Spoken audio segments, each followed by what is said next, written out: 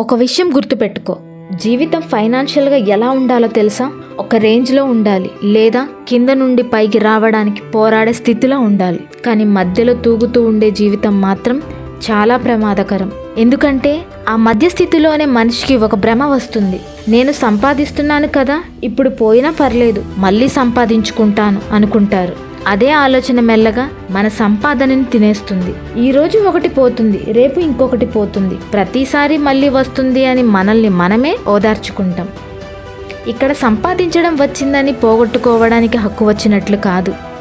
సంపాదించడం తెలివి, దాచుకోవడం బాధ్యత, సరైన చోట పెట్టడం వివేకం. పోగొట్టుకున్న ప్రతిసారి మళ్ళీ సంపాదించుకుంటాను అనుకోవడం మాత్రం నిర్లక్ష్యం.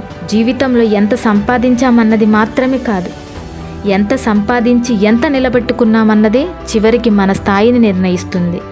బాగా గుర్తుపెట్టుకో, డబ్బు సంపాదించే వయసులో డబ్బుని విలువ లేకుండా చెయ్యకండి. ఎందుకంటే సంపాదించే శక్తి ఉన్నంతకాలం డబ్బు మన కోసం పని చెయ్యాలి. మనం జీవితాంతం డబ్బు కోసం పని చెయ్యకూడదు.